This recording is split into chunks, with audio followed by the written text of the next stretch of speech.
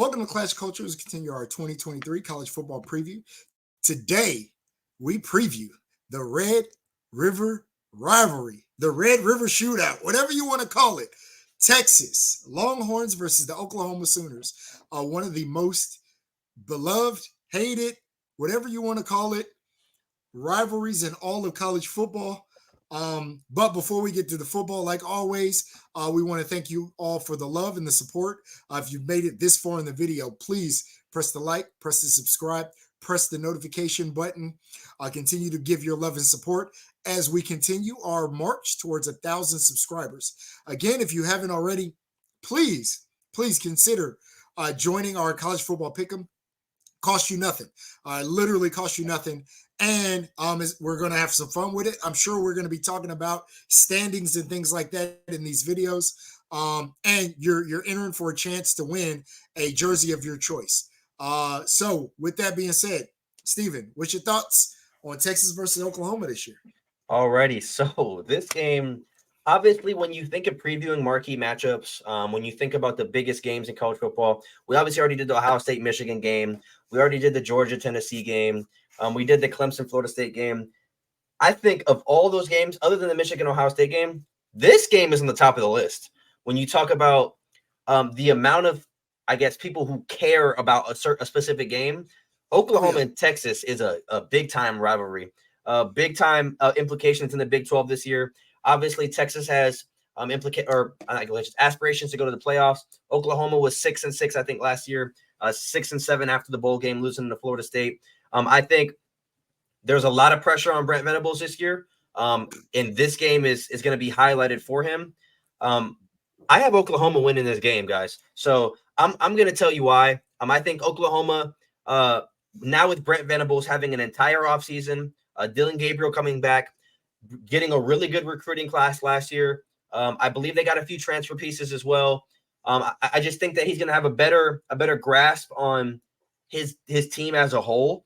I think the defense is going to be significantly better. I know Dylan Gabriel did not play in this game last year. I know I went back and forth with an Oklahoma fan a few weeks ago when we did the preview. He did not play in this game last year, and we kind of were going back and forth with if he was going to be a factor in that game. If he would have played, would they have won? I don't think they would have won because it was a 49-0 or 45-0 blowout, whatever the score was. I do think obviously the game's going to be closer this year, but I have Oklahoma winning. Obviously, is it a neutral site or is it at Texas? I believe this game is always the neutral site, isn't it? I could be wrong. If it's always a neutral site, I sounded stupid, but that's fine. I think this game is going to be big time in the Big 12. A lot of people have Texas as their Big 12 favorite. I'm not on the Texas bandwagon this year. I don't see it. Again, I have to see it on the field. I just think this game is a toss-up, and I'm going to side with Oklahoma because I'm a Clemson guy. And you look behind me, and obviously I'm rocking with Brent Venables. He's the best defensive mind in college football, so I'm going to rock with him. But what do you think about the game? Yeah, so if you were to pick Oklahoma, there has to be some get back. Oklahoma, at least in recent history, has dominated this rivalry. They've done very well, but to lose 49-0, Dylan Gabriel, no Dylan Gabriel. Anybody who says Dylan Gabriel is the difference, I don't understand how Dylan Gabriel makes up 49 points, right? He doesn't play defense. So not to say that maybe he doesn't make it closer, maybe Oklahoma doesn't move the ball a little bit better, but 49-0, they were outclassed. This is not a Division III team with one player. They shouldn't be counting on just Dylan Gabriel to be able to win games. And not to knock him, he's a great quarterback, but you don't lose 49-0 because of one player. So Oklahoma has to come in with a mindset of get back.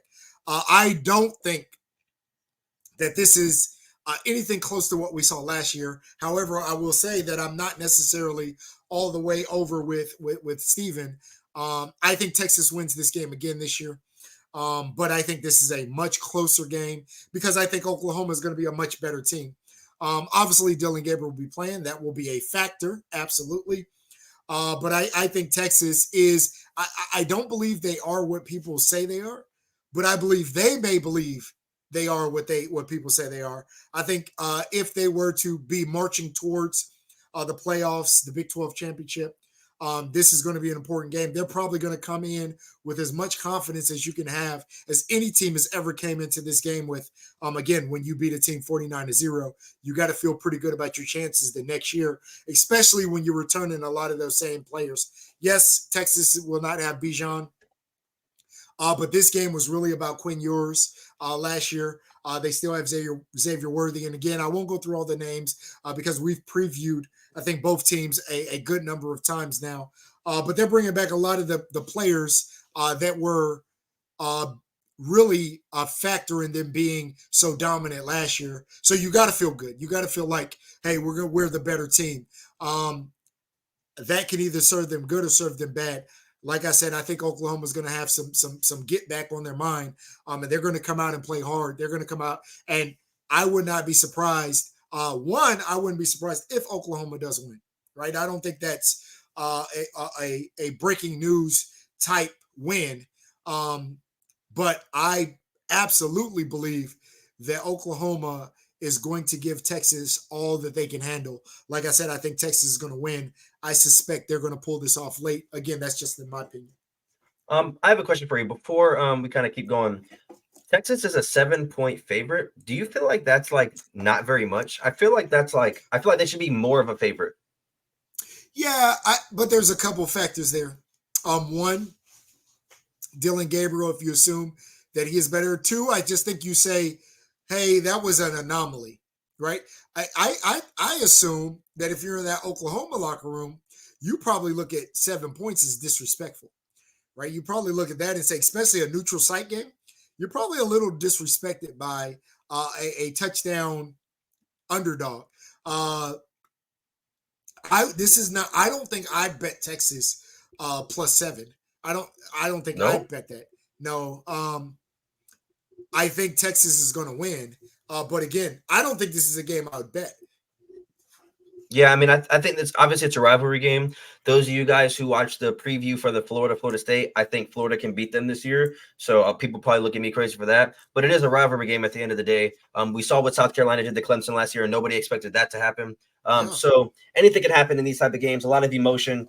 I just hope it's a good one. I hope all these games that we're previewing are good games and they live up to the hype. Just a side note, I don't know why I'm bringing this up, but those of you guys who are boxing fans and watch that damn Spence and Crawford fight, we're not gonna get too much into that, but that was ridiculous. I lost $180. But I thought, wait a minute, you bet 100. So wait, the funny part about this is no. I spent $80 to buy the fight and I lost $100 in bets. But I thought you thought Crawford was gonna win. So the crazy part is, guys, I'm a big and actually, Longhorns fans, y'all probably rock with Spence. So this is not that crazy of a conversation to have in this video. But I like Spence. I like Crawford as well. I know Spence was the underdog, so I bet Spence. But I really wanted Spence to win. But I knew in my head that I just thought Crawford was. I thought you told me that you thought Crawford was going to win. So I thought that if someone put a gun to my head and said choose somebody, I would choose Crawford. But I wanted Spence to win so bad that I was rooting for him. Yo, he beat that man. That may be one of the worst matches and let me say this. Obviously, sometimes you'll get a match where somebody's fighting somebody they shouldn't. This tangent is crazy. But yeah. You'll get a Mike Tyson fighting Paul Galata, the guy, the Brooklyn Brawler or somebody, and okay, cool, he dominates him. But for two undefeated guys, both coming in with belts, for a fight that was this hyped, I don't think I've ever seen somebody be that dominant in a this is a mega fight where I think you come in and you say, at least coming in now again, I thought Crawford would win. I'll be honest, I didn't think it would be like this. He beat that man's monkey, and you put the rest of that like that. There was never any. There are fights where there are points where you say like, maybe this, and let me say, me and my son, a lot of times we'll text during fights, and we may have a split decision over. I think he won this round, and I'll say, I think he won. This one, I don't think there was. I don't think there were many rounds where there wasn't any. Maybe the first round. I had the first round Spence, and the rest was a but watch. I mean, okay, if the first round could have went either way, I don't think there's another round that if somebody told me I had Spence in the fourth, the fifth, I'd say you're crazy. Yeah, I saw the scorecards, and one of the refs had Spence winning round 2. I don't know how, but he was knocked down, I believe. I think it was like 9-9 round or something. I don't know. It's kind of crazy. It's kind of crazy. I don't know. He beat that man. Like, and this is what I'm saying. Like, they shouldn't have a rematch. There's nothing to rematch there. Yeah, I mean, he's probably gonna go up and fight Charlo. But that's enough talking about boxing. If you guys want to hear more boxing talk, let us know in the comment section. We watch all sports, but hopefully this fight isn't. This football game. Hopefully, this game isn't like that fight because that was ridiculous. Because I mean, last year that's what happened. It was 49-0. It was Crawford Spence. This game was Crawford Spence. The preview. But thank you guys so much for sticking around with us. Like always, if you guys are new to the channel, make sure you guys subscribe. We're going to be doing the pick'em description below. We're going to be doing live shows where we talk and just have conversation like that. So it's going to be super fun. But we will see you guys tomorrow. Peace out.